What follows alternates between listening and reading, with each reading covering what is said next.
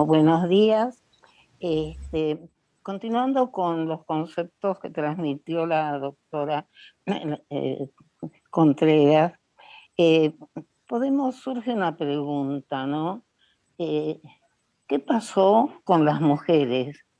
¿Por qué? Y hablo de mujeres porque es, digamos, el universo en el cual, con el cual hay datos como para analizar la historia, porque todo el describimiento, lo que contó la doctora Contreras de Judith Butler, del mundo queer, del LGBT, no tenemos tantos elementos como para estudiar esa población en relación a las leyes, salvo el de la negación de todo derecho. Pero la situación de la mujer, y sobre todo de la mujer casada, a través de la historia y sobre todo de la historia jurídica, no es tan clara, no es tan neta, prohibición, permisión. Entonces es muy interesante ver cómo este sistema patriarcal fue abriendo algunas puertas, pero las abrió casualmente, las abrió porque quiso este sistema patriarcal, que como muy bien dijimos el otro día, aclaremos, cuando hablamos de patriarcado hablamos de mucho más que de machismo, hablamos de toda una estructura bajo la cual se configura la humanidad. Porque no solamente se configuró desde estas estructuras y a través de sus brazos, podríamos decir, el derecho, la educación, la justicia, sino que buscó elementos que son muy interesantes estudiarlos a través de Gramsci, a través de Foucault, a través de Bourdieu, de qué pasaba con las mujeres, por qué nos dejamos someter, por qué hablamos de siglos de patriarcado, con mayor o menor hegemonía. Bueno, estos autores analizan muy bien un tema que también vamos a desarrollar más profundamente en la clase próxima, que es cómo usan distintas palabras. Foucault usa disciplinamiento, Bourdieu nos muestra, hace todo un esquema que les recomiendo que lo miren, que no es fácil conseguir, pero en internet pueden encontrar elementos, porque yo estoy a través de algunos libros, por eso sé que no, me cuesta conseguir los libros de Bourdieu, que hace todo un esquema, él imagina una distribución social constituida en tal forma que determinados sistemas hegemónicos van convenciendo a través de lo que él llama el hábitus a los seres humanos, los van formateando, podríamos decir, van creando una subjetividad que naturaliza esto. Y en lo que es interesante, tanto en Gramsci, en Foucault como en Bourdieu, es que todos llegan un poco a la misma conclusión, que estos sistemas de poder hegemónico tienen qué característica, que los que lo van formateando, tan convencidos de que tienen un derecho a ser obedecidos. Ese convencimiento, yo creo, esa naturalización del poder y de la sumisión, es lo que todavía muchísimos sectores que han sido convencidos, que ni saben que ellos están en el fondo de su corazón, no han podido internalizar la igualdad. Entonces, esta conformación del sometimiento que se estudió, no realmente solamente para las mujeres, sino estudiando la esclavitud, que también que son sociedades, digamos, grupos sociales que aceptan durante décadas, protestando, rebelándose, pero los campos de concentración, también eso se estudió. Porque sabemos que hay siempre elementos de poder que condicionan, pero muchos nos decimos, ¿y cuál es el común de todos los autores? Que dicen solamente esta situación termina cuando los sometidos, las sometidas en este caso, van desnaturalizando, van comprendiendo que no es natural que haya seres humanos que como nacen con un sexo determinado son inferiores a otros. Entonces, cuando logran salir de esa naturalización ¿Y cómo se expresa?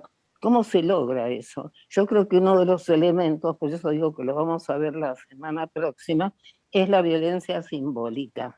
O sea, hay una transmisión a través de distintos instrumentos, la justicia, el derecho, el capital, el poder económico, que nos hizo, digamos, en tal forma que naturalizamos, como naturalizamos la pobreza. Es natural que en el mundo haya pobres y ricos, que hoy en día haya 200 personas que a lo mejor tienen un capital superior al resto o una gran parte de la humanidad. ¿Mm? Mientras no logran los sometidos luchar en distintas formas, porque no, las mujeres no hemos luchado con las armas para ir desbrozando este patriarcado, aunque sea lentamente. Entonces, para poder seguir luchando y destruir realmente, acabar con el patriarcado, porque es un sistema injusto. Porque, ojo, cuando hablamos, creo que ya lo dijimos, de justicia patriarcal, no es contra la justicia feminista, no hay una justicia feminista contra la justicia patriarcal, porque no son dos antagónicos que uno le quiere ganar al otro, porque yo no quiero ganar y tener una justicia feminista hegemónica, porque estoy buscando una situación de iguales. Y creo que eso en el Nelly, feminismo, sí. Nelly, yo te quiero hacer una pregunta, pero me parece, quiero saber tu opinión. O sea, vos lo que estás diciendo, que la sociología nos está, nos está mostrando cómo a través de los hábitos o la naturalización de la desigualdad nos vamos sometiendo. Lo que hace entonces el feminismo es interpelar esos hábitos, esa injusticia. Yo quiero saber tu opinión y después te dejo avanzar en lo que vos... Entonces vos decís, bueno, lo que hace el feminismo es interpelar esta violencia, ¿no? Y entonces estás diciendo distintos tipos de violencia. Antes que avances, Lagarde dice, no sé si los Sí, sí. estudiantes conocen a Lagarde, es una intelectual mexicana brillante, antropóloga. Ella dice que los varones se han exacerbado en su violencia a partir de esta interpelación. ¿Vos pensás que esto es así? Yo creo que, a ver, los varones, cuando hablamos de estos temas, no estamos hablando, estamos defendiendo individuos, individuas, pero no hablamos del individuo, hablamos del fenómeno. Ese fenómeno, yo recién antes, mientras vos hacías la pregunta, yo estaba pensando cómo todo esto, no es que yo no estoy tan de acuerdo que solo nuestra lucha, hay movimientos históricos, hay fenómenos sociológicos por determinadas características de la humanidad que honestamente creo que todavía, a pesar de todo lo que estudiamos, nos falta mucho en saber, que confluyen y provocan movimientos y situaciones que obligan al patriarcado a bajar un poco sus decibeles. Y voy a poner dos ejemplos que son muy, para mí, muy ilustrativos, que son las guerras. La guerra del 14 y la guerra del, o sea, las dos grandes guerras del siglo pasado, que muchos de los alumnos son muy jóvenes, tienen la suerte de ser jóvenes, eso no quiere decir que es una cualidad en sí misma, sino que tienen un momento en sus vidas de mucha perfección y desarrollo, entonces no conocen mucho. Esas dos guerras provocaron una situación muy particular para el patriarcado también, porque hasta ese momento los roles netos eran la mujer en el hogar, el hombre en la calle. Pero como hay, y para eso tendríamos que hablar con eminentes sociólogos y economistas, como hay una superestructura que van más allá del patriarcado, que lo hacen al patriarcado, el patriarcado lo aprovecha, que son los temas económicos, El mundo capitalista, este mundo industrial que aparece en estos últimos siglos, no podía mantenerse si los hombres productores están en la guerra y las mujeres están en la casa lavando pañales. Entonces, ese mismo mecanismo le obliga al sistema económico a que la mujer cada vez salga del hogar. Entonces, esa mujer empieza a trabajar, requerida por el mismo sistema patriarcal. Pero ¿qué hace? Le da un espacio y a través de otros mecanismos la mantiene dentro del rol primigenio, o sea, con lo cual la mujer, en cierto modo, y por eso hay feministas más, digamos, anárquicas, como Kollantay o como Goldman, que dicen, en realidad, con este sistema, el sistema capitalista nos permite ir a la afuera, pero como nos mantienen el rol de trabajo no remunerado, al final terminamos con la doble tarea. Somos parte del sistema productor, pero tenemos exclusivamente la mochila del cuidado. Entonces, estas tramas son complejas, son como todo lo que nos pasa a los seres humanos, hay una multiplicidad de factores que convergen. Entonces, ¿qué podemos hacer? Decir no podemos luchar, no. Entonces vamos obteniendo aquellas cosas que el sistema no permite de a poco, pero vemos que vamos logrando. Por eso estos famosos cantos que escuchamos en la calle, el patriarcado se va a caer. El patriarcado se va a caer cuando se caigan otras cosas también. O sea, por eso yo pienso que la lucha de los derechos de las mujeres son, primero, no es todo homogéneo, y hoy les voy a contar algunas, que las leyes, nosotros somos todos abogados o casi todos, las leyes son un exponente de la historia, o sea, cómo funcionan, cómo se sancionan, porque es como la clínica, la jurisprudencia nos muestra los desacuerdos, los conflictos, ¿no?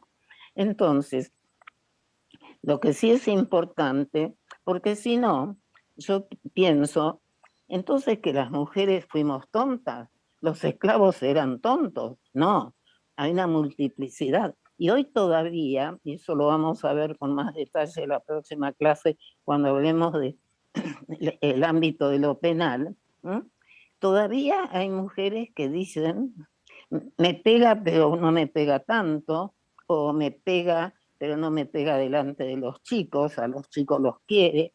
O sea, nos han formateado, o personas que dicen, no, no, me tengo que ir corriendo porque tengo que hacerle la comida a mi marido.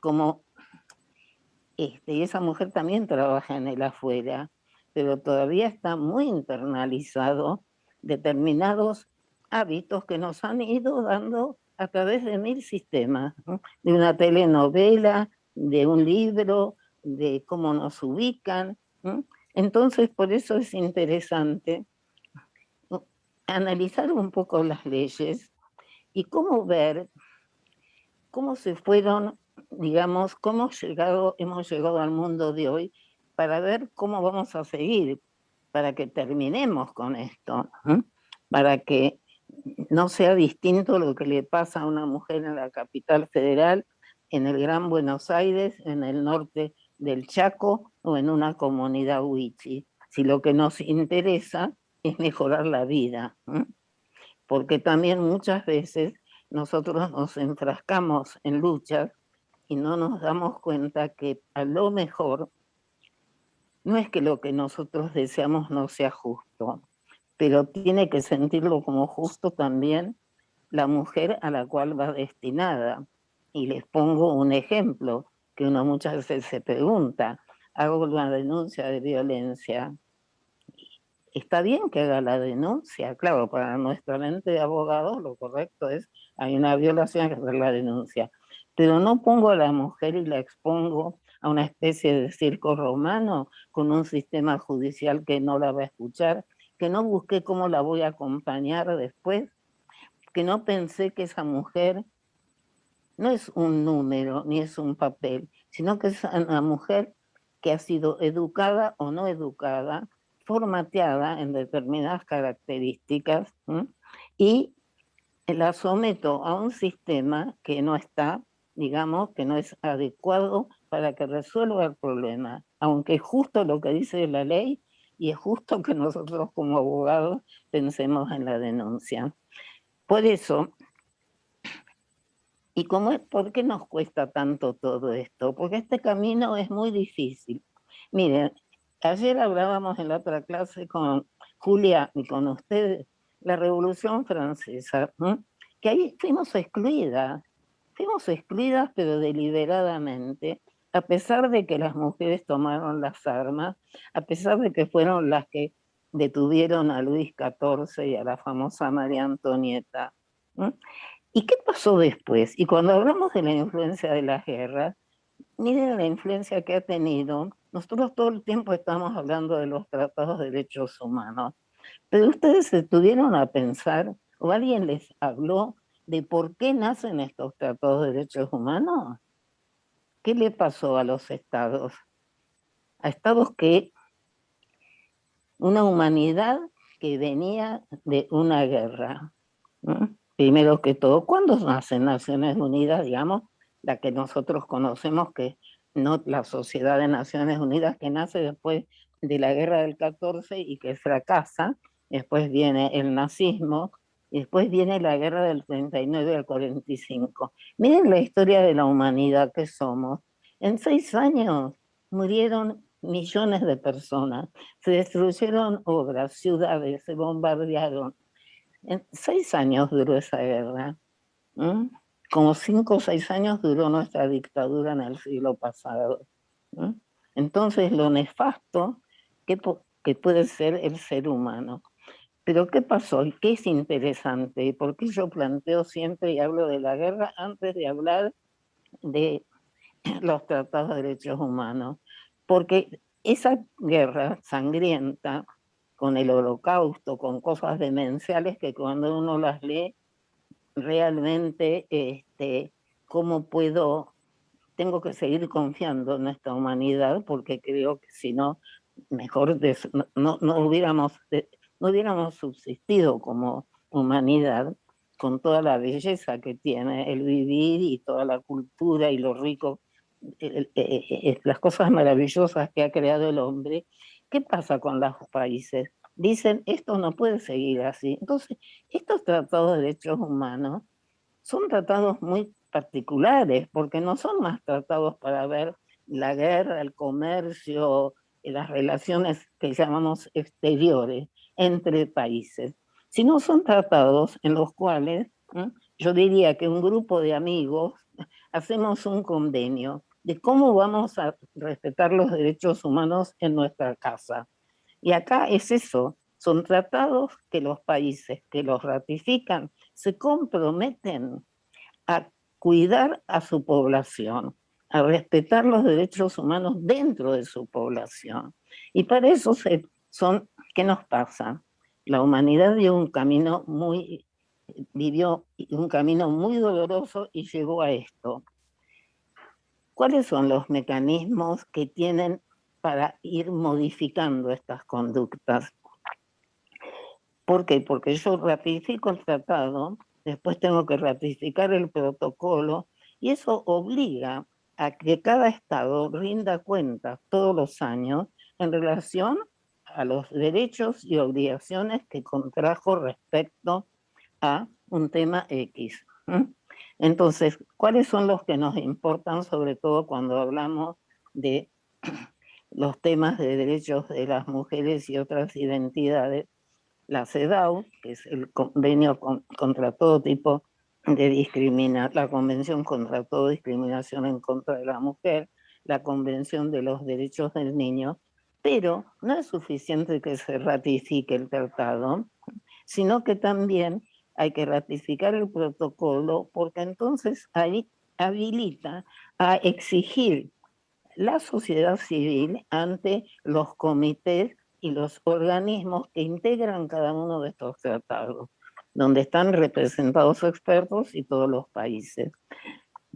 Un ejemplo, para que nos entendamos bien, que otro tratado es muy importante para los derechos que estamos hablando, el Pacto de San José de Costa Rica, porque a nosotros nos habilita a ir a la Corte Interamericana, como así nos habilita también por haber ratificado la convención y el protocolo, que generalmente, como no se nos regala nada, se ratificó la convención, pero el protocolo pasaron varios años, casi una década, hasta que se logró que el gobierno firmara el protocolo, porque estos son los dos elementos necesarios para que poder poner en claro qué pasa en el país en relación a esto y habilita a la sociedad civil a demandar al Estado.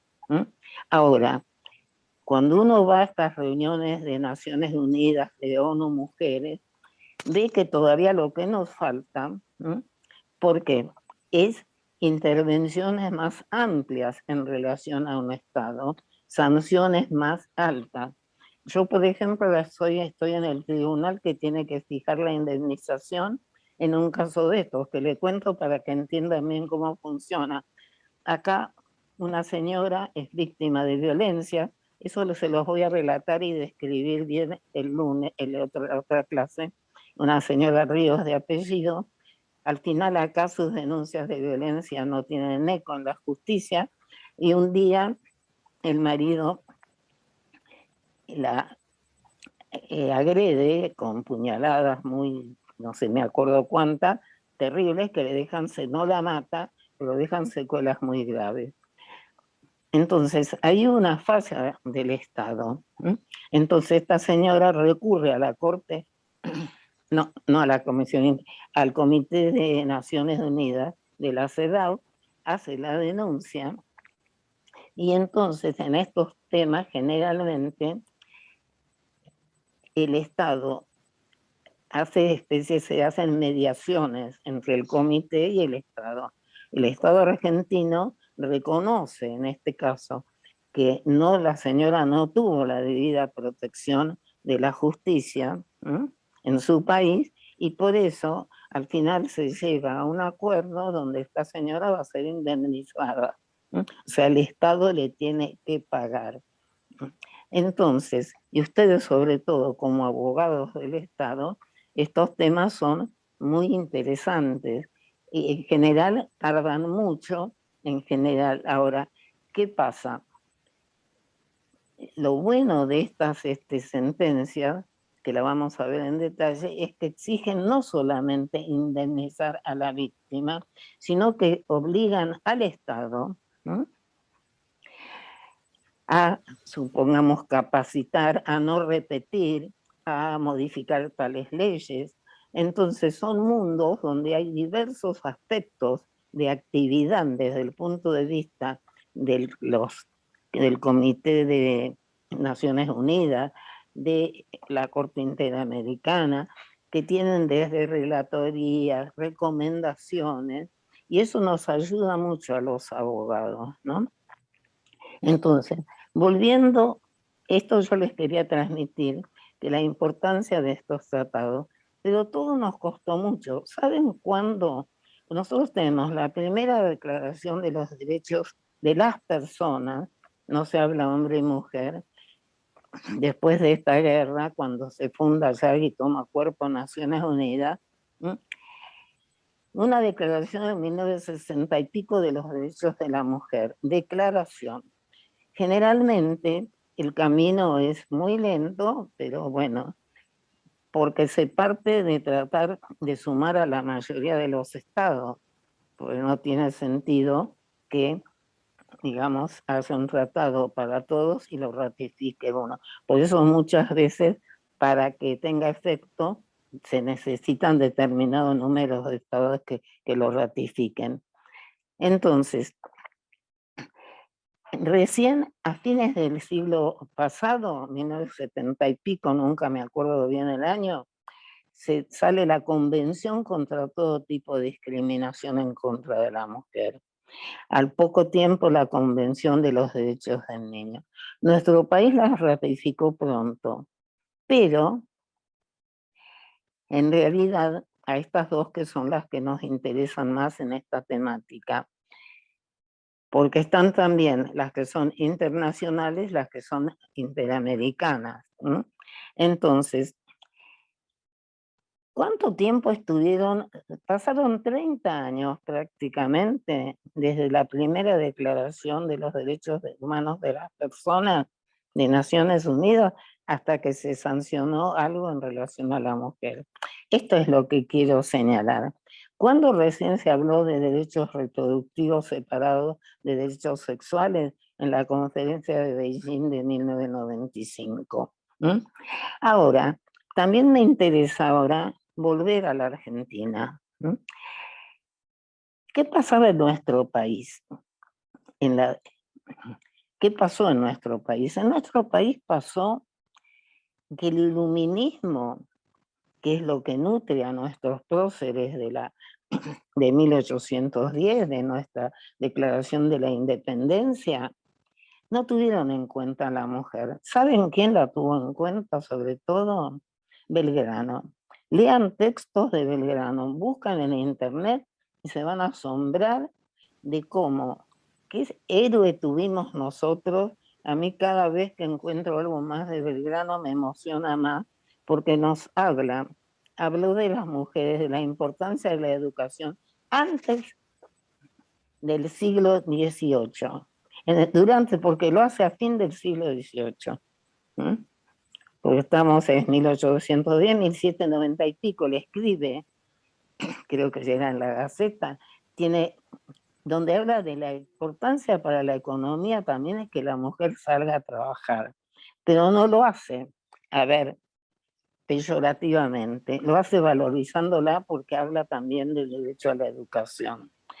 En realidad no encontramos después, hemos tenido también mujeres que al igual que las patrices, digamos las francesas, tomaban las armas, pero no tenían conciencia de su falta de derechos civiles.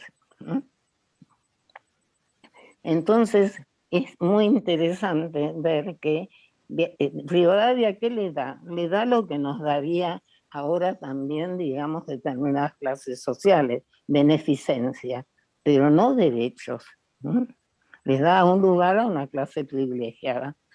Y así de seguido vemos cómo Vélez Sarsfield, que en cierto modo, en otro momento les podría analizar una clase de que en ciertos aspectos fue progresista respecto a las mujeres, porque eran tan retrógrados todos en otros países de América Latina, sin embargo nos pone incapaces. Y no incapaces a todas las mujeres, a la mujer casada sobre todo. Tanto es así que lo acusan algunos contemporáneos, como Alberdi, por ejemplo, que sometía a la mujer que salía de la patria potestad de su progenitor al casarse a la tutela completa de su marido, porque las mujeres en el Código de Vélez Sarsfield, fin del siglo XIX, éramos incapaces, estábamos en el mismo nivel y en el mismo artículo que los niños.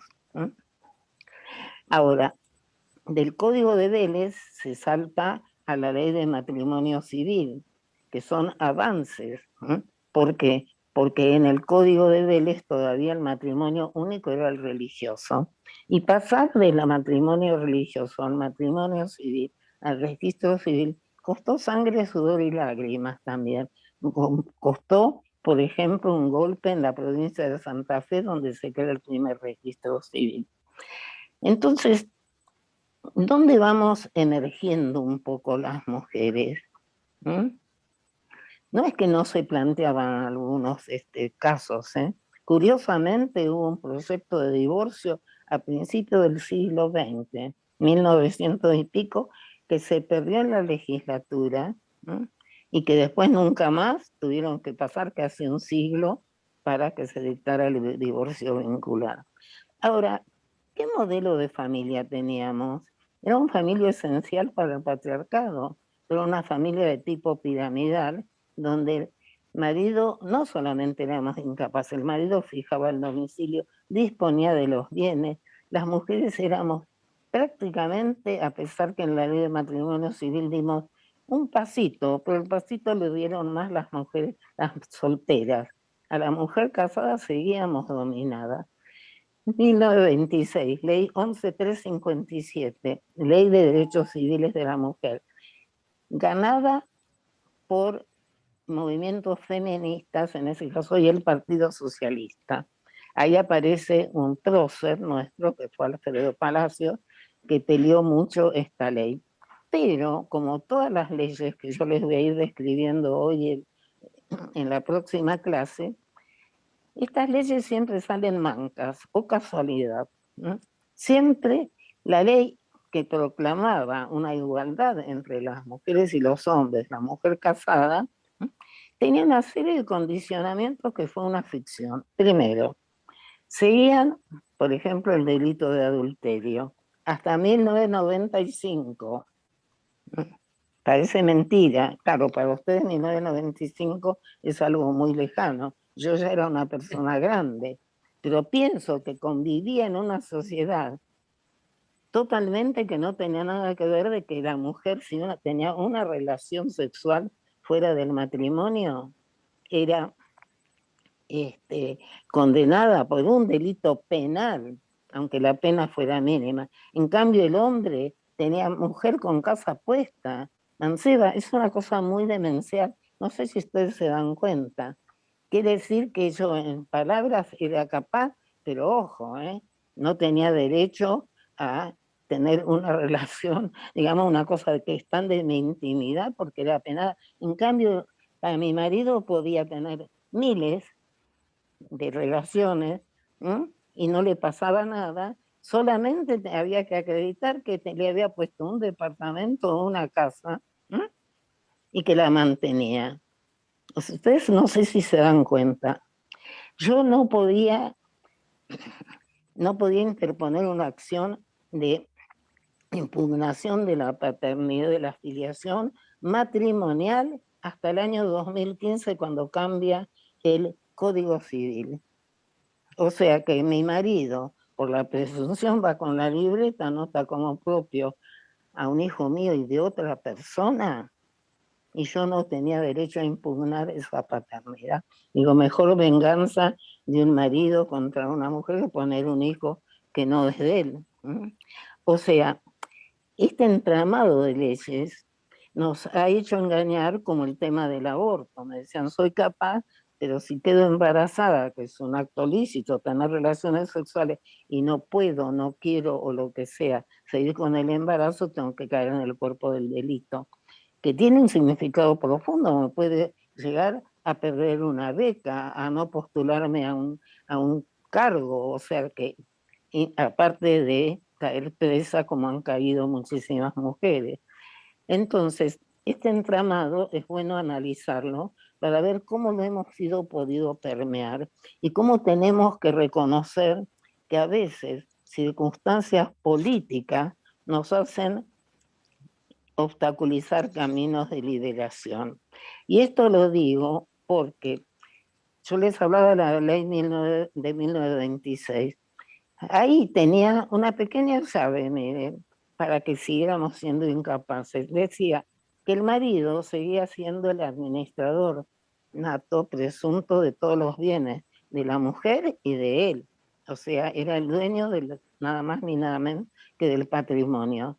Salvo que la mujer se opusiera en un registro de mandato, que eso no está nada claro en la historia. Si se hizo el registro, cuando yo voy a ir al registro de mandato, ya el patrimonio se fumó, ¿no?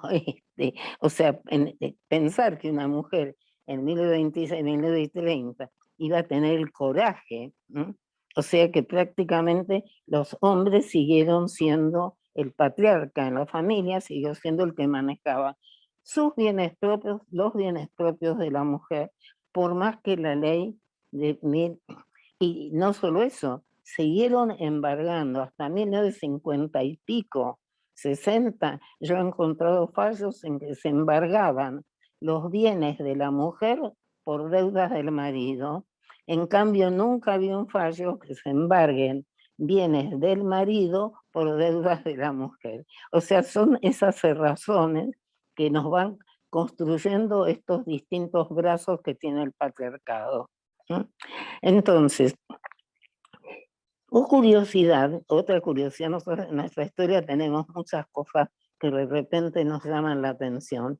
¿Cuál es la primera ley? Ustedes recuerdan porque lo estudiaron en la facultad, la ley 17711, dictada con inspirador el ministro Borda. ¿Bajo qué régimen? Onganía, dictadura. Y sin embargo, sale esta ley. ¿Qué pasó? Es un fenómeno curioso. Borda, quien conocí y que era una persona y que hablé con él, innovó en esta situación de la mujer. Aclara más lo de la capacidad civil, aclara que la responsabilidad en la administración es de cada uno de las que es titular. Porque ¿qué pasaba hasta ese momento? Las mujeres, por ejemplo, por un ejemplo muy bruto, pero que se puede aplicar en distintas clases sociales, la mujer se iba a cualquier lugar unos días con sus hijos y volvía y esa casa se vendía, se había vendido. Yo tuve un caso así, ¿no? Una familia que vuelve de Mar del Plata, la mujer con sus hijos, no puede entrar, el marido vendió, porque el marido tenía la disposición de todos los bienes, ¿no? Primero que era impensado que no se pusiera a nombre del marido si compraba algo, ¿no? Entonces, pero aparte de eso, podía disponer de cualquier inmueble de la sede del hogar conyugal.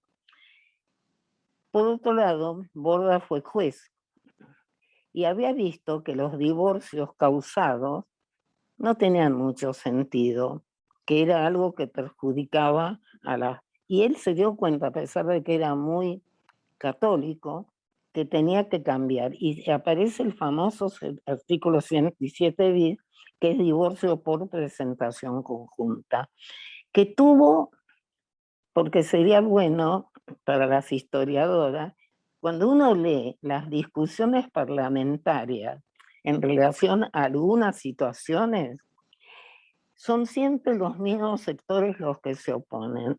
Los que se opusieron al aborto se opusieron al derecho al voto, se opusieron a muchas de las cosas 7711, se opusieron a la responsabilidad conjunta, porque en última instancia no aceptan, digamos, esta igualdad de derechos entre hombres y mujeres. Entonces, esta ¿Te ley, puedo sí, interrumpir, ¿cómo? Nelly? No ¿Te puedo me, interrumpir quiero en que un me caso de interrumpan, quiero que me Bueno, interrumpan. hay un montón, te digo, de aportes que se van haciendo en el chat, así es que cuando vos quieras los vamos viendo, pero un poco ahora que me mojás la oreja con esto de los historiadores, me parece bueno esta mirada tuya más interdisciplinaria si bien el nudo troncal que hoy estamos abordando es del derecho y la historia del derecho en la Argentina en particular, me parece bueno también, y en esto que vos decís, las instituciones que históricamente se han opuesto a los derechos de las mujeres, a la igualdad. Y quiero decir algo que no es específicamente del derecho, pero sí que hace a la integridad de lo que era la sociedad, sobre todo del siglo XVIII y principios del XIX en este sentido, y es que la mujer, si no se casaba, eh, Monja. frecuentemente era claro, y frecuentemente enviada a Así un es. convento, ¿por qué? Porque ahí se les pedía el voto de pobreza, para que también no pidieran sobre su patrimonio, el de obediencia, el de castidad, otro modo de sujeción de las mujeres ha sido el encierro, no tan solo el encierro penal por un aborto, en los archivos No, más históricos. bien, es que el problema, nosotros tenemos, ahora no se escucha más, pero una de mis tantas épocas de mi vida que leí, tener una hija mujer era un castigo. ¿Y por qué? Porque hizo que a pesar de que Vélez Arfield, dentro de las cosas positivas que tuvo, ¿no?, que es la sociedad de gananciales, que eliminó la dote, porque el tema de la dote, Exacto. entonces, ese es el famoso contrato sexual, o sea, el tema de la dote la posibilidad en nuestros países, que creo que en América Latina eso no lo tengo bien registrado, pero en África, de que las mujeres no podían ser propietarias. Entonces, si vos tenías hijas, hijas mujeres, te condenabas a la pobreza, digamos, ¿no? O sea, entonces el tener hijos varones tiene un significado tan grande que ha trascendido décadas, cuando ya como en nuestro país la dote no existe desde ese momento. Entonces, esta combinación de cosas, vemos que es lo que yo quería decir, y yo estuve mirando ahora en el chat, que comparto todo lo que estamos diciendo, pero además cuando quieren decir algo que puede ser útil para todos, no sé cómo es el sistema, piden la palabra. Carlos Reali ha hecho varias, me parece, no sé si Carlos querés hablar.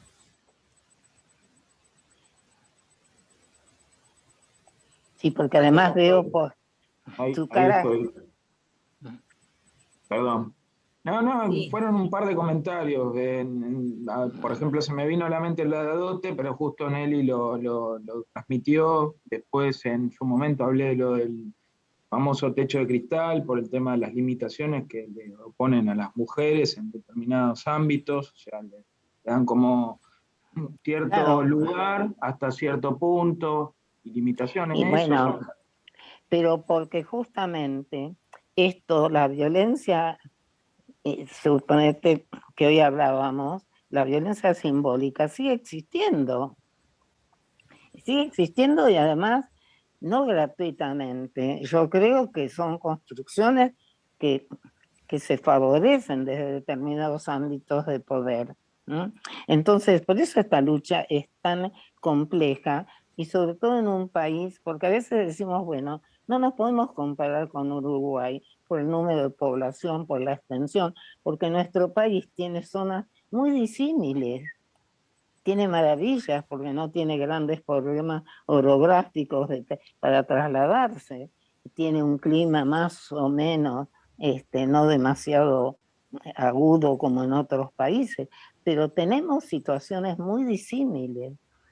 Entonces, ¿cómo hacemos para que todo esto? Por eso también a veces es muy difícil opinar, porque yo generalmente digo, estoy hablando de jurisprudencia de Buenos Aires, porque no, si me voy de esta ciudad, puede ser que tenga algunas ventajas que me da la inmediación en algunas sociedades más que se desenvuelven en ciudades más pequeñas, que hay mayor inmediación, pero también hay otros elementos de prejuicio, porque dentro de lo que señalan Gramsci y todo eso, dice también son constructores, nos construyen con estos lugares comunes, el sentido común, eso que se habla tanto hoy en día y cuando se habla de lawfare y todo eso. Entonces, son temas complejos. Lo que sí es movilizante y alentador es que se va avanzando, no en la forma que uno desearía, que todo tendría que ser más rápido. Justamente en uno de los chats hablaba, y ese es el gran reclamo de todas las comunidades. Yo estuve hace 2 años en Naciones Unidas, allá en Nueva York, en una de las que se le permite a la sociedad civil hacer preguntas al secretario de Naciones Unidas. En ese momento todas las mujeres de distintos países del mundo reclamaban mayor efectividad. ¿Por qué? Porque es cierto, si todo se resuelve en esta historia, que yo los voy a traer todo el fallo en la próxima clase, los acuerdos como LMR, miren ustedes, ¿saben cuál es el caso LMR? LMR es un caso de aborto que fue al comité. LMR son las letras que individualizan a una joven discapacitada en Guernica, que es violada, se denuncia la violación, se pide el aborto, lo pide la madre, le niegan el aborto. Esto fue en 2000 y pico, en los primeros años de de este siglo. Y al final la Corte de la provincia de Buenos Aires hace lugar al aborto, ¿eh? Y no se encuentra hospitales públicos que lo hagan. Entonces se requiere y se va a estaba artículo 86 Código Penal de 1921, no tenía, lo hacen en una clínica privada. Bueno, el MR se denunció. A raíz de este caso, el Estado argentino pidió disculpas, indemnizó. Todo esto lleva años de trámite, pero hay que hacerlo porque, bueno, son los que nos permiten ir avanzando. Eso no quiso decir que después del MR, a pesar de todas las recomendaciones de Naciones Unidas en relación a los derechos sexuales y reproductivos, a no poner obstáculos, a no poner, y bueno, y no menos en los casos de violación, ¿no? Entonces, no por eso se solucionó el problema del aborto en la Argentina, porque tuvieron que transcurrir muchos años hasta que logramos la ley prácticamente a fines del año pasado. Entonces, es cierto que no logramos, pero ¿qué podríamos hacer? ¿Estábamos de acuerdo que nos invadan? No. ¿Que nos intervengan? No. Es esta presión, estos instrumentos que nos dan, y sobre todo a los operadores jurídicos, de poder ir erosionando y este mundo del derecho, que también, para eso también tendríamos que hablar un poquito en algún momento de los cambios en la justicia, que es uno de los temas que después les quiero encargar para que ustedes analicen. Entonces, esto tenemos, y yo creo que para todos los que hemos vivido cuando no teníamos esto, es mucho, con todos sus problemas, con todas estas. Porque esta persona que puso en el chat, ¿y qué se hace con el Estado? Sí, el Estado queda obligado a esto, pero ¿saben qué pasa? La sociedad civil tiene que estar como un tábano. Nosotros con un grupo de colegas y de instituciones ahora estamos controlando que se cumpla a lo que el principio de no repetición, que es esencial para el tema de violencia. No se puede admitir más que vuelva a suceder que un juez no mire un informe donde le están diciendo que el señor que acaba de matar a una joven tenía ya varias denuncias. O sea, eso está. Ahora, por suerte, yo creo que ahora tenemos un Estado que por lo menos está haciendo algo, porque hasta ahora no se hacía absolutamente nada en esto, o muy poco. Y una sociedad civil que cada vez dice, señores, ojo, Consejo de la Magistratura, ¿qué está haciendo con relación a este tema? Con el tema de los jueces que no cumplen debidamente sus funciones, siguen los más frescos, habilitó un lugar para denuncias de mal desempeño judicial. O sea, estos son los instrumentos que tenemos y yo creo que son valiosos. Y también quiero citar algunas experiencias que le critico a algún sector del feminismo y que tienen que ver con la historia. Si ustedes buscan materiales sobre el feminismo, en general van a ver que hay un salto. Cuando hablaba Julia de las 4 olas, en los años 70, en los años 60, ¿qué pasó antes? Nosotros tuvimos una etapa acá interesante para estudiar.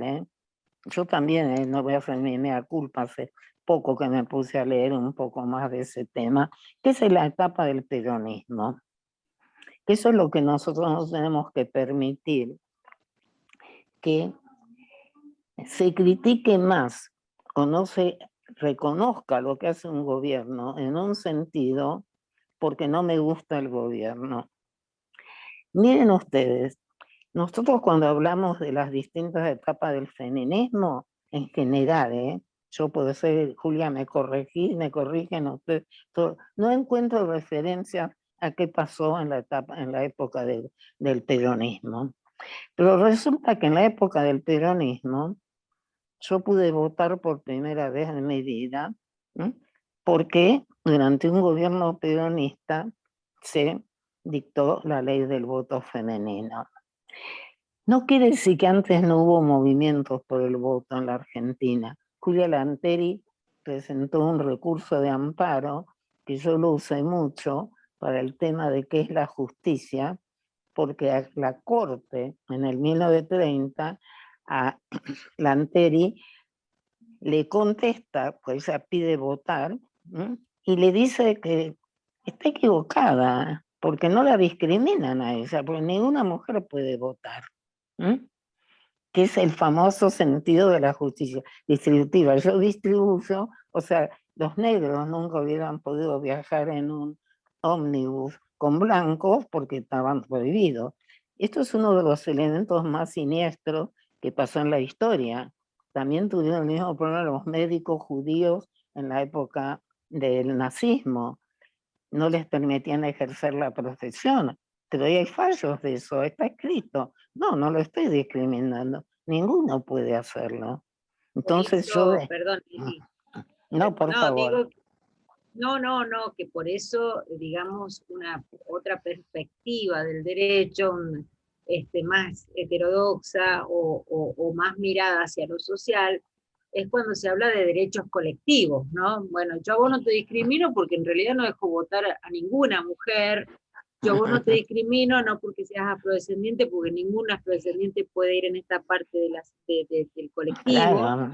Y ahí es donde se plantean, digamos, los actores colectivos en el cambio del derecho, que eso me parece que es muy importante, porque yo sin conocer mucho, lo que veo es una fuerte influencia liberal, ¿no? En el derecho, donde se piensa más en el individuo que en un colectivo determinado. Y eso me parece que nos obliga. Lo que pasa, bueno, vos sabés que lo que está pasando, ayer por suerte salió un fallo del fiscal de Mar del Plata, que está,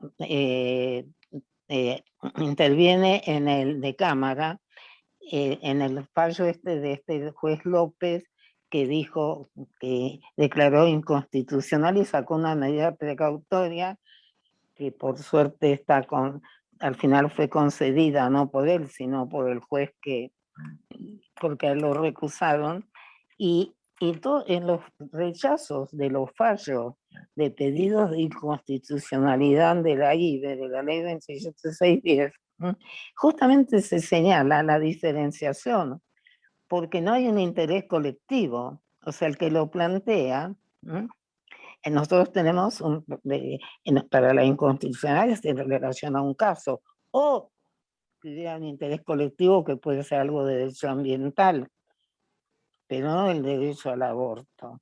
O sea, no estoy representando a un colectivo.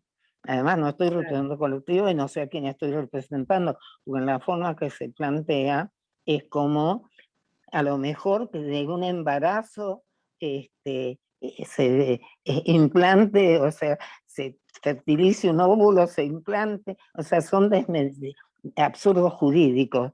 Por eso el tema de derecho colectivo hay que tener muchísimo cuidado quién está habilitado para pedirlo, porque si no, bajo ese pretexto, hace años, por ejemplo, el Programa Nacional de Derechos Reproductivos, o sea, el suministro de anticonceptivos, una jueza de Córdoba, una medida precautoria que a todo el país, ¿cómo un juez puede jugar en esa forma respecto a un derecho humano como ese? Entonces es muy interesante todo este tema nuevo de qué derechos se pueden invocar y qué no, para plantear el cese o la privación a un sector de la comunidad. Entonces son en medidas positivas, o sea, si yo planteo algo del medio ambiente que está dañando a todos, y tengo pruebas de eso, ahí sí estoy protegiendo, me pueden hacer lugar, si tengo la personería necesaria, ¿no? Pero entonces, pero ¿por qué vuelvo? Porque quiero hacer, y eso me gustaría saber qué opinan ustedes. Miren ustedes, en 1949 se dictó una constitución, que yo conozco muy poco esa constitución, nada más que el tema, pero que ya se planteó la igualdad jurídica a los cónyuges. Se planteó el tema de la responsabilidad compartida. En general no se habla de eso. Cuando sale la ley de voto, todas las mujeres que estamos en 1940 y pico, todas las mujeres que habían en los movimientos feministas opuestos al peronismo, Victoria Ocampo, Alicia Moró de Justo, mujeres muy respetadas en la lucha que habían hecho, se negaron, votaron en contra. ¿Por qué? Porque consideraban, a pesar de que Perón había sido elegido, y les aclaro que yo creo que cuando voté en contra de Perón, era llevada por ese famoso sentido común, se opusieron al voto. Eran luchadoras, habían luchado. ¿Por qué? Porque no les gustaba. Es lo mismo que ahora. Hay un Ministerio de la Mujer, y como tiene determinado sesgo político, porque ha sido designado, que no aceptemos o no veamos o no exijamos. ¿Y qué pasó después? Porque es muy, muy interesante todo el tema de qué pasa con ese voto, porque fue un gran desafío. Es muy interesante leer los análisis. Parecen todas repeticiones, miren, hasta de cuando todas las modificaciones que fueron ampliando derechos de las mujeres en las discusiones parlamentarias son los mismos argumentos. ¿Por qué las mujeres no podíamos votar? Que tenía que ser voluntario, que a la mujer no podía imponerse el eso de tener que ir a votar. ¿Y cuáles son los sectores? Los sectores más que uno podía, inclusive por el nombre de su partido, Partido Demócrata, que era partido conservador. Ahora, ¿cómo luchó? Y ese es un ejemplo para que lo tomemos en cuenta. Eva Perón, por el tema del voto, porque la desafiación le decían que las mujeres no se iban a empadronar. ¿Y quién empadronaba? Mandó un ejército de mujeres a cada provincia que iban casa por casa empadronando.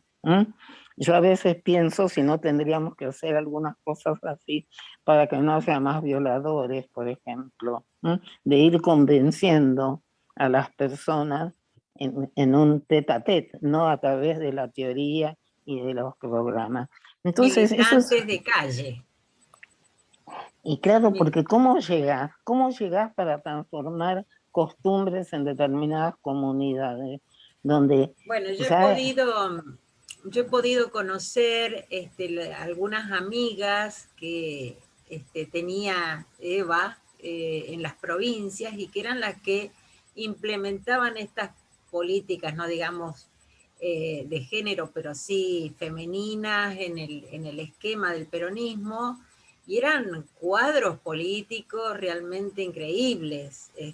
Bueno, hasta la fecha se conocen, han estado trabajando hasta hace muy poco en el Ministerio de Trabajo, entre otros lugares. Eran realmente militantes de calle, ¿no? Y esto es un poco lo que propone Nelly, y ahora también con algunas cuestiones que nos podrían favorecer, como es el hecho de las redes sociales, la comunicación virtual que da lugar a esta cuarta ola, de manera de poder salir a la calle, no tan solo desde la teoría, y es por ello, me parece, Nelly, no sé si es tu opinión, que también tenemos que reconocer a tantas feministas que están en las villas, que están, pero más bien, que son, digamos, sí, romper con esa cuestión solamente académica, que la academia, por supuesto que es fundamental, pero ya pero desde si la academia, perdóname, la academia se queda en la casa, no sirve. Y te voy a decir más, inclusive, hablando de, porque ¿qué pasa? Después viene esta, cerrazón, que inclusive se declaró en suspenso, porque hay varias leyes. Cambio, Victoria de Campo reconoció y valoró mucho una ley de la época del peronismo, que es la 14367, que igualó a los hijos matrimoniales. Es la ley que terminó con el tema de los hijos bastardos, incestuosos, etcétera, y quedó como hijos matrimoniales o extramatrimoniales, nada más. Esa igualdad. Entonces, no, lo que yo señalo es salir de los antagonismos para rescatar experiencias que puedan ser válidas, ¿no?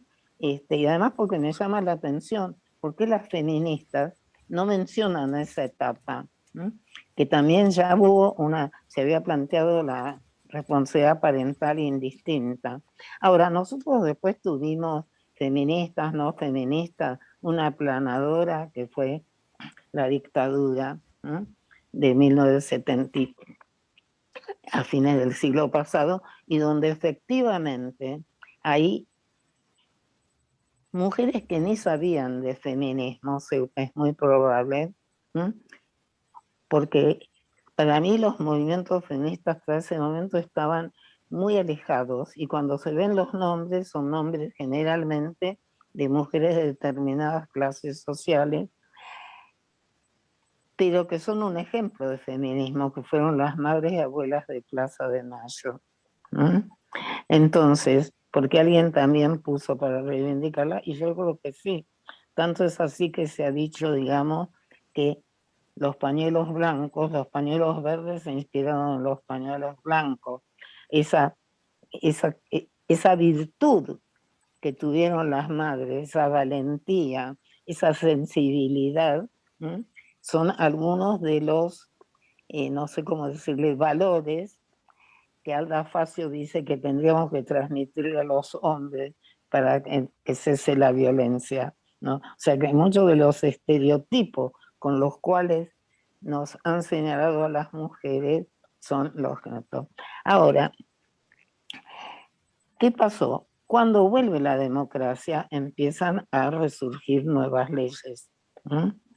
Entonces, una de las luchas más importantes también fue la de responsabilidad parental conjunta, que en realidad la ley de filiación, era ley de responsabilidad parental y filiación, tenía otras cosas muy importantes también, como era el incorporar las pruebas genéticas, que hasta ese momento no había, que para las mujeres tuvieron una importancia fundamental, porque no podíamos prácticamente tener éxito en juicio de filiación por relaciones hechas lógicamente en lo privado, y que salvo que tuviéramos la suerte de que hubiera unos parecidos faciales, como nos ha pasado en el estudio, impresionantes, entre quien reclamaba y algún abuelo o algún padre, era muy difícil obtener éxito, salvo aquellos casos que hay posesión de Estado, pero si no.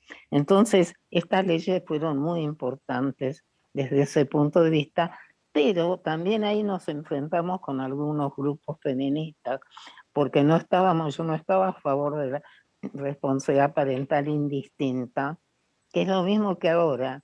Yo planteaba la responsabilidad conjunta con la presunción de que un acto cuenta con el consentimiento del otro, porque si no daba lugar a aquello que no quería. Yo no quería que un padre pudiera llevar al exterior un hijo o trasladar su domicilio, y tampoco quiero que una madre lo pueda hacer, porque si lo que estoy buscando es un modelo de familia democrática y de respeto entre sus individuos.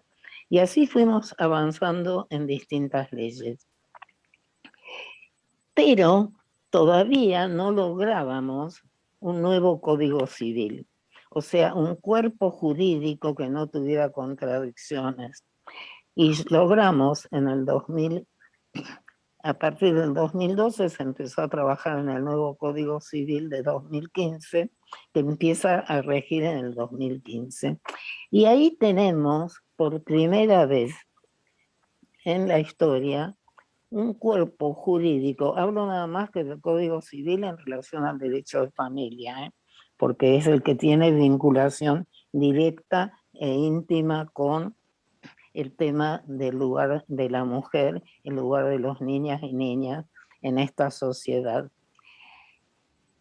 Y ahí me gustaría saber si ustedes conocen qué dice el nuevo Código Civil, o que me hagan preguntas al respecto. ¿Por qué es muy importante este código? Este Código Civil, en su artículo 1 y 2, nos hace una referencia directa a los tratados de derechos humanos. Nos dice que los jueces tienen que fallar de acuerdo a los tratados de derechos humanos. Miren ustedes qué curiosos son el mundo jurídico.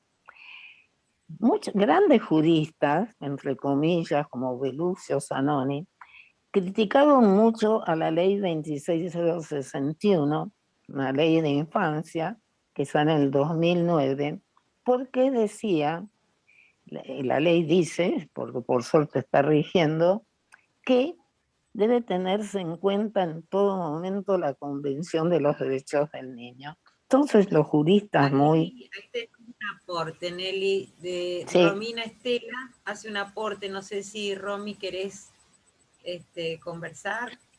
Sí, hola, buenos días. No, me parece muy importante este cambio que se hace, ¿no? De pasar de la figura de la patria potestad, donde el valor estaba puesto en la responsabilidad parental, a justamente este cambio donde el enfoque está en los niños, hoy por hoy, con la figura nueva de responsabilidad parental, y se cambia la patria potestad como se concebía, ¿no? Bueno, por eso justamente quería que conversáramos en esto, para ver por qué. Yo digo siempre, el Código Civil no nos damos cuenta y la población no lo sabe, es el que rige nuestra vida diaria, rige nuestras relaciones de familia, rige cuando compramos pan, rige en todo lo que hacemos.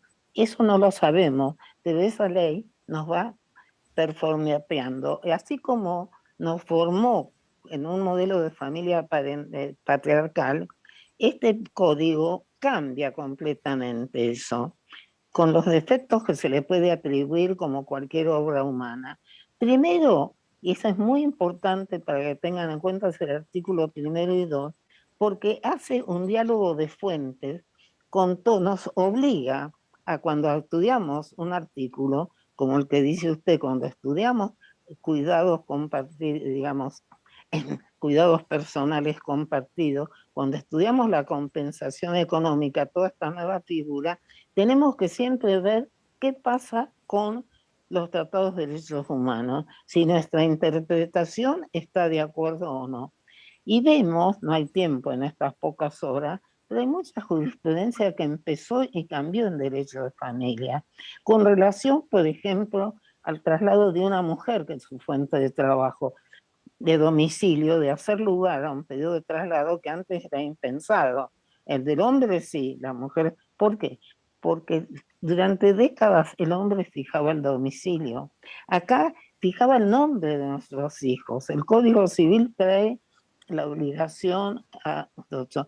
En la parte de niñez recoge muchísimas cosas, y algo muy importante que no está en familia, que es en el artículo 26 del Código Civil, y que a partir del 23, cuando habla de capacidad, como nos habla de capacidad progresiva, donde nos habla del derecho del niño a ser oído, y donde nos habla de que entre los 13 y los 16 años se presume que tiene. Hemos luchado años, he escrito mucho sobre estos temas, y a partir de los 16 es considerado como una persona adulta en todo lo que hace a sus derechos personalísimos. Entonces, estos son como grietas, que en el buen sentido de la palabra, somos como vamos permeando a la sociedad en relación al respeto de las personas. Entonces, supongamos, y todas estas reformas se han burlado muchas veces, muchos sectores de la doctrina.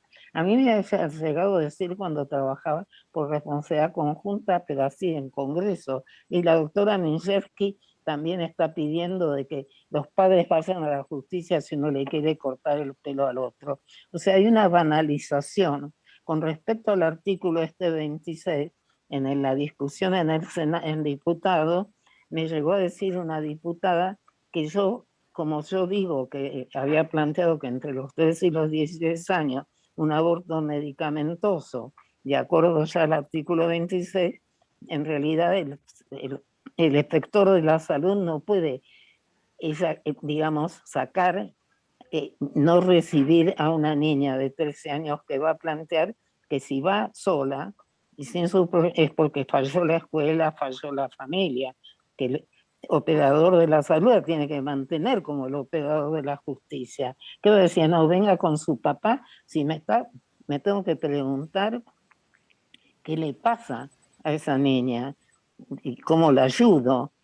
Y me llegó a decir a que entonces yo estaba de acuerdo con que no se le vendiera cerveza, pero sí que se haga un aborto. Es porque muchas veces se banaliza, y claro, acá me pagan anticonceptivos, por eso. ¿Y saben qué pasa? ¿Saben desde cuándo hay una ley que en la ciudad de Buenos Aires autoriza que una menor de edad pueda reclamar anticonceptivos y pedirlo? Es la ley 418, que habla de que cualquier persona en edad fértil, es un avance enorme en lo que llamamos, digamos, capacidad progresiva en materia de salud. Lo llamamos ahora competencia médica. Entonces, ¿qué se nos dijo? Hablaban de divorcio express, cuando estamos llegando a la conclusión de que no tenemos derecho, que así como dos personas se quieren vivir juntos y hay que respetarlo, si no pueden vivir más también hay que respetarlo, y que el divorcio controvertido era una simulación, era acumulación de pruebas. Por ahí uno ganaba un divorcio seguro, y cuando lo empezó estaba seguro de que iba a perder, porque dependía si fallaba un testigo. O sea, todo aquello que facilita la desjudicialización de la problemática, o sea, y que no penetra en la intimidad, porque el mismo Borda me dijo cuando sacó una que le pregunté por qué, dice, y porque me daba cuenta de que era todo prefabricado. A veces sí, pero muchísimos divorcios controvertidos, era años de pleito, años de agudizar las tensiones. Entonces el avance que sirvió este divorcio, como está hoy porque nadie tiene derecho. Yo me he cansado de escuchar en el estudio que venía una persona y me decía, no le voy a dar el divorcio. ¿Qué quiere decir? Como, o sea, es despertar las actitudes más bajas. Me lo ha dicho un presidente de Cámara, cuando le dije, doctor, perdón, usted sabe que se modificó la ley, ¿no? O sea, entonces es un derecho que está, por eso yo les digo siempre que quisiera que se milite el código nuevo, porque cambia muchísimo, se le reconoce a la mujer o a quien cuida a los hijos, que tiene un valor económico, en la compensación económica también, los principios que tiene en la adopción, los principios que tiene en la responsabilidad parental, como bien señaló Estela, el cambio de lenguaje. Antes, ¿por qué decíamos hubo que trabajar tanto el concepto de sujeto de derecho? Que muchos grandes juristas decían, ay, antes también, porque si recibía una herencia de la abuela tenía derechos, no tenía el ejercicio. El concepto de sujeto niño derecho es mucho más que eso, es considerarlo alguien al que le tengo que escuchar, que lo tengo que respetar. Por primera vez se prohibieron los malos tratos en el Código Civil del 2015. Cambió todo el tema filiación, la voluntad procreacional. O sea, es una nueva forma. Ahora, ¿eso es suficiente? Bueno, el derecho a ser oído, el derecho al interés superior. Ahora, yo les recomiendo que completen estos derechos con las recomendaciones que son verdaderos tratados de cómo ejecutar estas leyes. Las recomendaciones del Comité de Derechos del Niño 12 y 14, donde nos explica cómo el interés superior es algo holístico, cómo es algo que hay que articularlo con los otros derechos, cómo no es algo que lo tengo que yo darle mi contenido, mi creencia, ¿no? Sino que es el cumplimiento de los derechos. Las otras recomendaciones en relación a también, ahora 24, creo que es lo otro, se las voy a traer en la próxima clase, son elementos realmente guías de trabajo, porque si no nos quedamos nada más con el derecho del niño a ser oído, y ahí nos dicen que hay que capacitar, cómo hay que escucharlo, cómo se lo debe articular, cómo se articula cada derecho con el otro, cómo a lo mejor... Perdón, Nelly, sí. Y también algunos protocolos, porque que deben tener los ministerios, que deben tener aquellos efectores de, por ejemplo, de salud.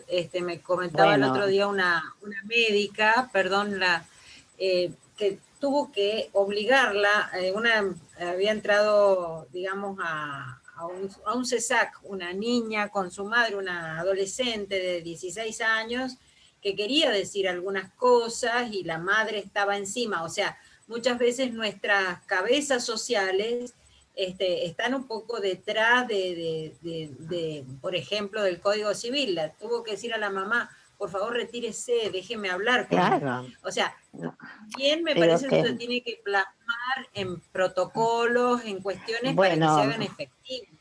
Mira, ayer hubo una cosa muy importante, muy interesante, de que está haciendo con niñas madres una actividad muy grande en la provincia de Buenos Aires. Y yo les decía, yo hace años que digo que el derecho del niño a ser oído tendría que ser un protocolo, porque los jueces, todavía cada uno hace lo que se le cante, perdona la expresión. O sea, unos lo escuchan, otros no lo escuchan una vez. Vos no podés saber lo que quiere un niño que citado un día que va aterrorizado al tribunal, que no sabe qué, una cámara Gesell. O sea, y además por ahí con los tiempos de la justicia te toman una declaración al niño y lo usan en una sentencia 8 años después, que no tiene sentido. Entonces, hace mucho que pienso y quiero trabajar en un protocolo. Lo que pasa es que es difícil. El derecho civil no se puede reglamentar.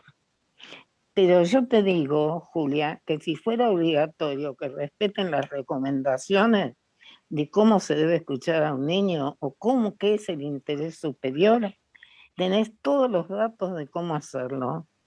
Cómo tenés que informarle, cómo tiene que ser el ámbito, quién lo tiene que hacer, que se tienen que capacitar, ¿no?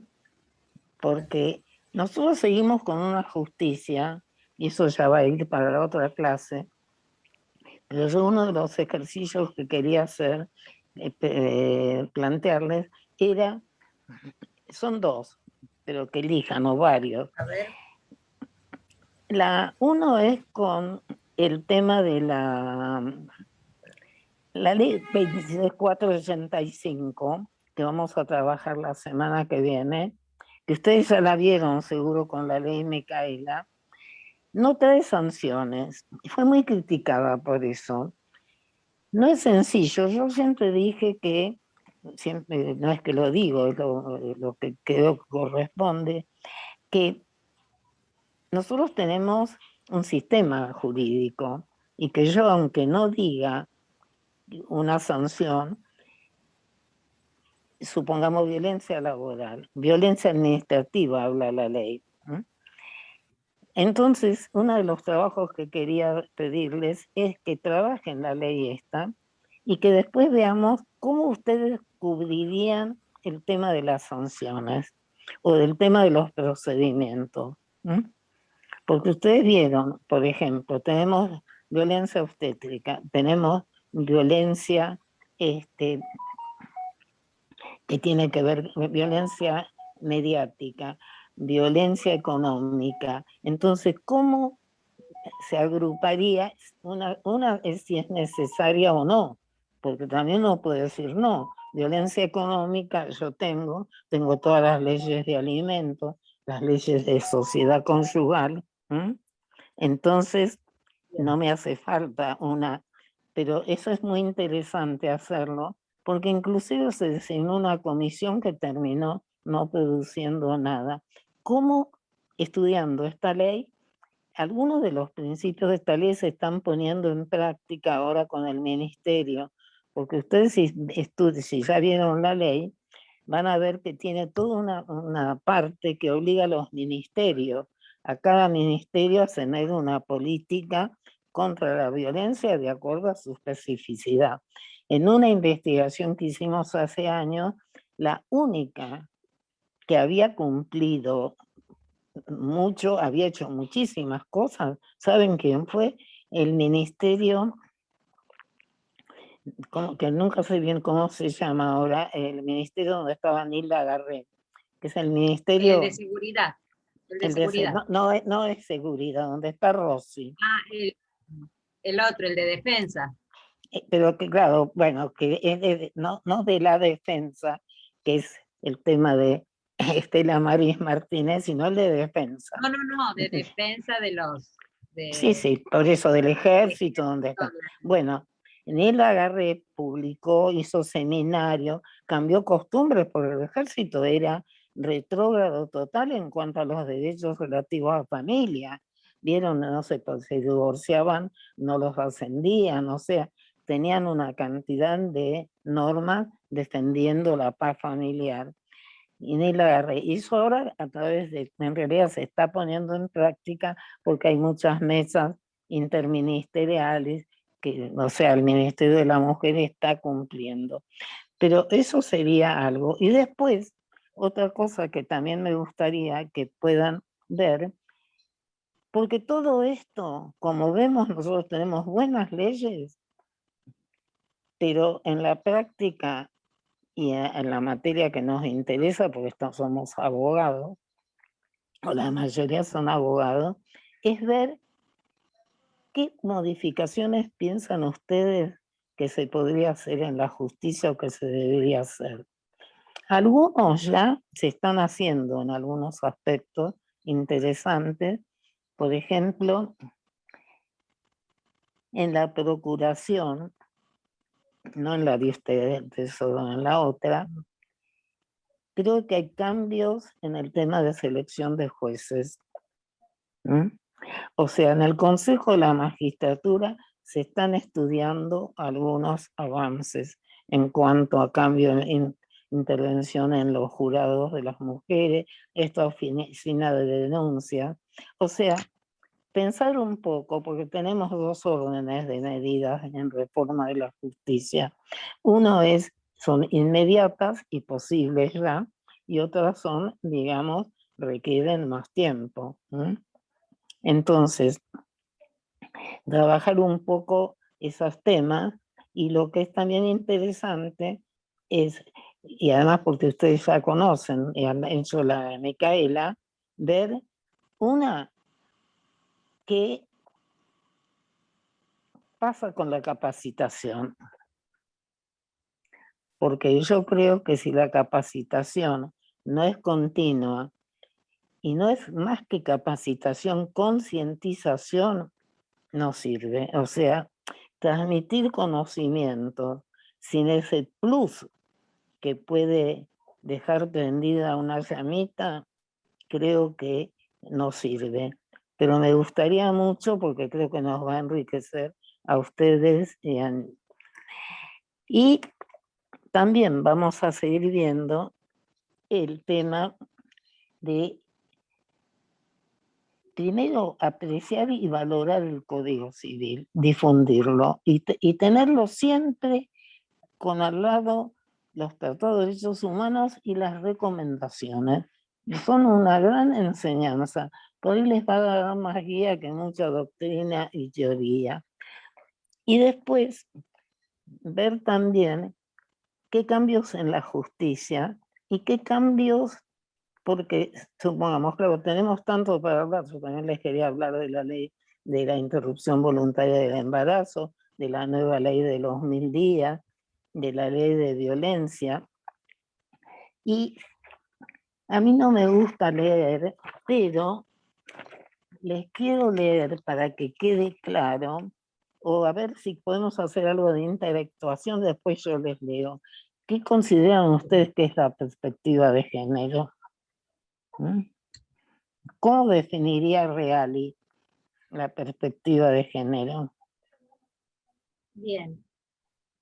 ¿Alguien quiere participar? Quiero tirar yo que lo vimos un poco en la clase pasada, que es como una nueva mirada, esos anteojos violetas, con el cual podemos mirar de nuevo la realidad, podemos mirar esos hábitos, agregamos ahora esta mirada que nos dio romper, digamos, con el rol ese binario que se venía dando, de hombre y mujer, o sea, autopercibirse de distintas maneras, de acuerdo a como uno va sintiendo, o sea, no hombre, mujer, sino lo que hablamos, travesti, transgénero, lesbianas, gays, o sea. No, está bien, pero bueno, yo les voy a leer una definición que a mí me gusta. ¿Puedo? Sí, como no.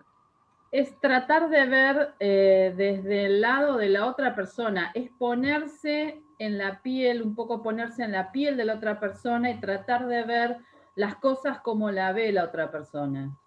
No, está bien. Perfecto.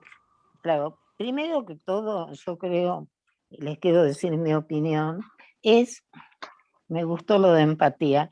Perspectiva de género, en realidad se utiliza un poco en el mundo del derecho.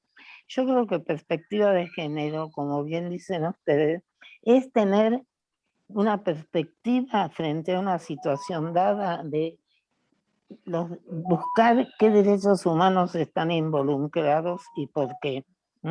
Y que entonces hay una perspectiva de género, se ha puesto así, se llama así, en relación a los derechos humanos. Para mí también es valiosa la perspectiva de género en relación a los jóvenes, a los niños, perspectiva, por eso yo lo llamo perspectiva de derechos humanos. En este caso, los derechos humanos de las mujeres.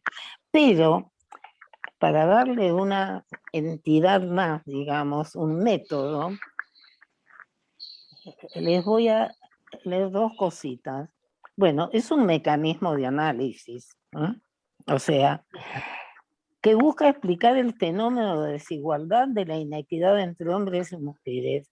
En el plano jurídico, esta figura se erige como categoría analítica de la creación e interpretación jurídica, llamada a garantizar el principio de igualdad que está en la Constitución. Es un planteamiento nuevo de interpretación que pone en manos de los operadores judiciales y del derecho un nuevo elemento de juicio a la hora de resolver los casos que se le presentan en la práctica judicial, las brechas y desigualdades existentes entre hombres y mujeres. Ahora, también debe estar desprovista de mitos y estereotipos. Ahora, cuando yo hablo de este tema, digo, es un análisis. Ahora, ¿y cómo tengo que concretarlo? Alba Facio me dice, primero tengo que hablar y ver quién es la mujer involucrada. Tengo que sacarme todos los prejuicios sexistas. Tengo que estar seguro de que considero que la mujer está discriminada. O sea, hay muchos elementos que tiene que tener. Y lo que sí les quiero decir, que para mí la perspectiva de género es algo, y muy bien en realidad con definiciones sucintas, vieron algunas, es algo que va en todos los aspectos de la vida y que nos obliga no solamente en el Poder Judicial. Primero que todo, cuando hablamos desde el punto de vista jurídico, tenemos que existir perspectiva de género en la ley, en los legisladores, perspectiva de género en la justicia y perspectiva de género en el poder administrador. Fundamental. El poder administrador en todos sus niveles diferentes. Es lo mismo porque el poder administrador también están los hospitales, están los municipios. Entonces, cuando un médico, que ayer contaban de un caso en un seminario sobre este tema de niñas madres, a una niña que vive en el norte o que vive en un lugar carenciado, le duele la panza y no le hace una investigación, aunque tenga 10 o 11 años de embarazo, no tiene perspectiva de género, sino lo que tiene es una perspectiva de sus creencias, que ni quiere saber si esa niña está embarazada porque se le va a plantear un grave problema. Entonces una niña que fue, se hizo ver, no, cuando volvió tenía 20 semanas de embarazo. Entonces para mí, así tenemos que trabajar. Y por favor, y para eso me gusta leer también, que no me gusta leer, pero no me quiero citar a Rebecca Cook sobre estereotipos, que bien los definió ayer en la otra clase de Julia, pero dice, los estereotipos afectan a hombres y mujeres, pero han tenido un efecto flagrante, y esto es mío, sobre estas. Es útil analizar e identificar las presunciones y los estereotipos que han jugado un papel central en la perpetuación y subordinación legal y social de esta. Presunciones que tienen profundas raíces en la historia. Rebecca Cook dice, los estereotipos degradan a las mujeres, les asignan roles serviles en la sociedad, devalúan sus atributos. Cuando las sociedades no reconocen ni eliminan tales prejuicios ni los estereotipos asociados a estos, se exacerba un clima de impunidad respecto a las violaciones de los derechos de las mujeres, el cual permite que los prejuicios y estereotipos sobre estas se engranen en la sociedad, lo que causa una vez una mayor evaluación. O sea, conocer y reconocer los estereotipos en la justicia y a nosotros como operadores, sea de la profesión, es fundamental. Y les quiero decir, en apoyatura de lo que señalo antes, parezco una obsesiva de las recomendaciones y observaciones, que es una observación específica del Comité de Naciones Unidas sobre Estereotipos, que es la número 33, que dice, los estereotipos y los perjuicios de género en el sistema judicial tienen consecuencias de gran alcance. O sea, explican cómo nos distorsionan. Yo me acuerdo de un juez de Rosansky que contaba que cuando era juez, cuando lo conocí hace años, en el sur, tenía una pelea muy grande porque sus jueces de un tribunal colegiado, no bien venía una pibita chica que usaba pollera corta, decía, no ven que está usando una pollera corta, provocó. Eso lo tenemos en la jurisprudencia lleno de este tipo de situaciones, ¿no? Entonces vemos cómo tenemos que cambiar. La subjetividad, perdón, Nelly, la subjetividad de ese varón juez, que aquello que traslada su mundo subjetivo lo traslada a la justicia. Por eso qué importante que es las capacitaciones, el Micaela, una nueva perspectiva, una nueva mirada respecto nosotros mismos para después que eso se proyecte donde estemos dando clases, estemos impartiendo justicia. Ahí había un aporte muy interesante que en ese sentido de Romina, que dice, hay un problema con los operadores en ese nivel, ¿no? Y bueno, y acá también Luna dice que también esto se ve, o como el menor tenía tendencias gay, no fue violación, ¿no? Estas miradas homofóbicas tan fuertes. A mí me parece que para hacer un poco de intercambio, me gustaría que opinen sobre lo que han leído y que me cuenten, que yo no pude abrir el documental.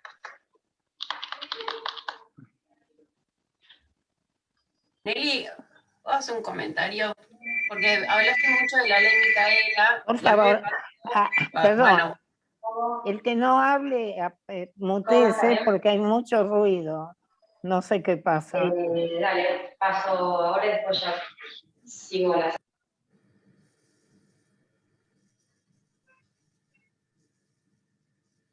Ahí está.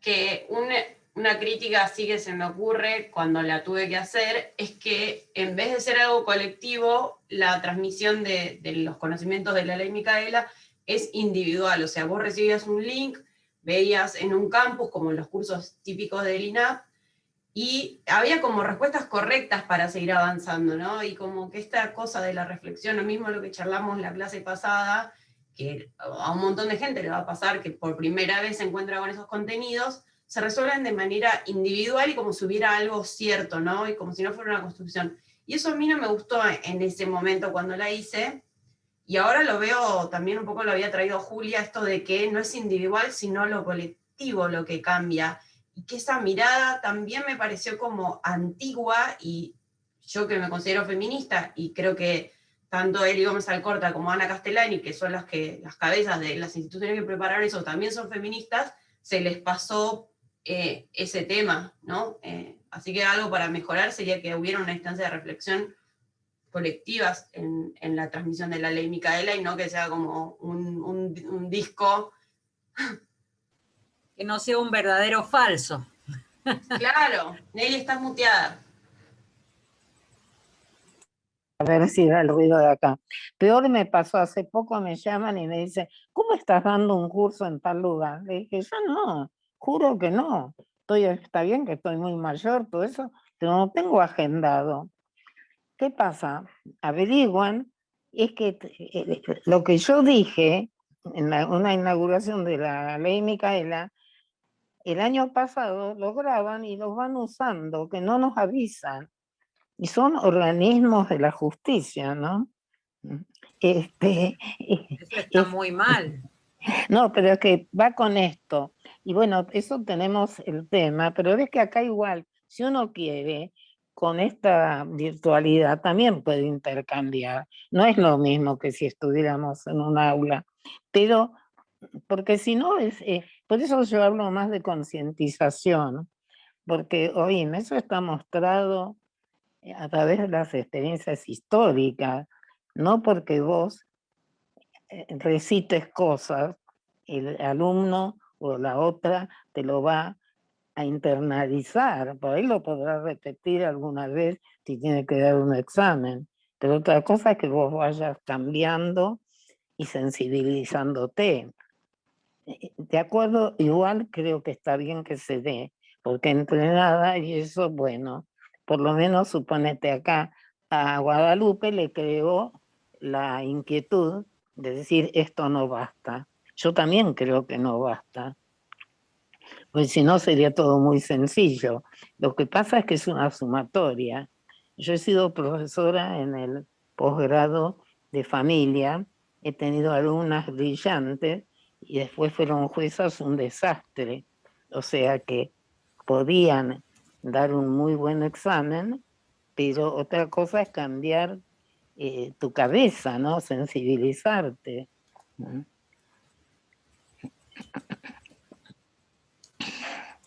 Ahora, De todas podemos... maneras, puedo decir algo que me parece que lo que dice Guadalupe es totalmente cierto. Hay una mesa interministerial de la ley Micaela, yo estoy participando conjuntamente con Agustina Iglesias, que es exdirectora de la ECAE, que trabaja con nosotros. Se va mejorando el Micaela a medida que pasa el tiempo. Durante el gobierno anterior, que todavía no tenía rango ministerial, era bastante superficial la Micaela. Por eso se les ha pedido a muchos trabajadores del Estado que lo vuelvan a hacer. No es que haya estado mal, pero a medida que vamos avanzando en derecho nos vamos dando cuenta la importancia de complejizar estos temas. Como están diciendo, esto realmente se enriquece cuando podemos dialogar, cuando podemos contar lo que pasa en nuestros propios ámbitos de trabajo, cuando contamos, bueno, ¿cómo puede ser que los que trabajan, los equipos de mayor trabajo son mujeres y los jefes son varones, ¿no? Bueno, vamos viendo todo eso, el tipo de violencias que se ejercen hacia nosotras. Esa es una de ellas, ¿no? Porque no tan solo, como bien conocemos, los tipos y ámbitos en que se desarrolla la violencia, esto es una de estas. Y como están diciendo, el intercambio es muy importante. Ahora nosotros hemos logrado con este nuevo programa, que es el Abogar, que antes era el Profae, ahora ha pasado a ser el Abogar en la ECAE, tener esta materia. Que bueno, no son demasiados encuentros, pero sí una mirada, una puesta en común, una revisión también sobre nuestras propias prácticas, sobre las prácticas laborales, no sé, y como bien decía Nelly, no es tan solo una cuestión academicista, sino también de puesta en común de los lugares de donde partimos. Esta tarea que está planteando Nelly a mí me parece muy importante, que es repensar la ley de violencia para que lo podamos trabajar y también pensar nosotros desde nuestro ámbito cuál sería el aporte que haríamos a una reforma judicial.